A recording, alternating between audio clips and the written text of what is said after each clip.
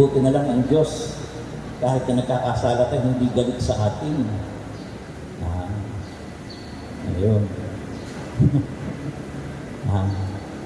Yan sinasabi kasi sa Biblia. Ayan. Bagamat alam natin may mga pagtutuwid at pagtatama at pagsasaayos ng lahat ng bagay, pero dapat ang ating mga puso ay hindi tahanan ng mga galit at hinanakit. Hindi po maganda yan, ano? At alam niyo, sa totoo lang, lalo ko yung naiintindihan kapag nagkakaedad ka na. Dapat masaya ka, relax ka lang, no? Huwag ka nang magagalitin. Kung ayaw mo, madali. Madali. Ayan. So, ang sabi dun sa unang bahagi, dila. Sabihin niyo, dila. Kayo ba marunong magpigil ng dila? Medyo. Kasi ang sabi dun, yung kabayo daw, nilalagyan ng ano yung nilalagay dun sa kabayo? Bukado. No? Masarap yun.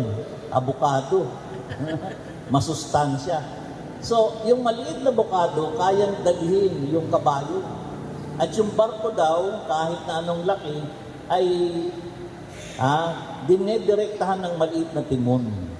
Yan. Pero alam niyo, ang dila daw, napakaliit na bahagi ng katawan. Pero malaki ang masamang ginagawa. Dila.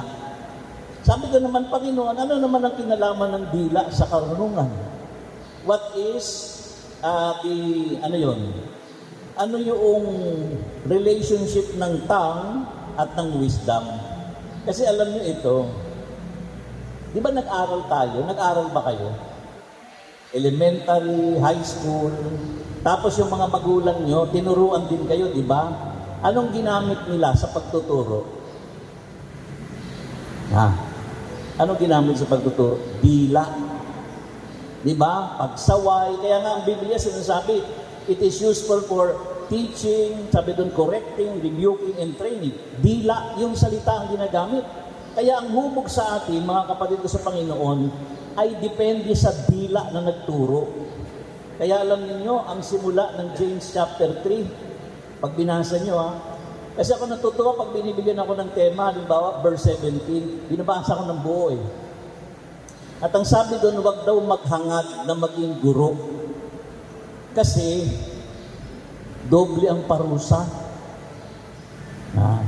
Ayoko nang magturo Doble ang parusa. Katulad ng mga mangangaral. Naku po, mas matindi pala ang hatol.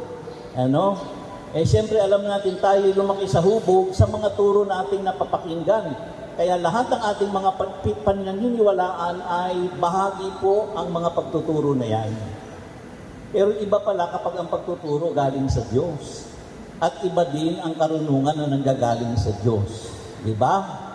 Kaya tingnan po natin yung salitang wisdom. Sabihin niyo, wisdom. Wisdom.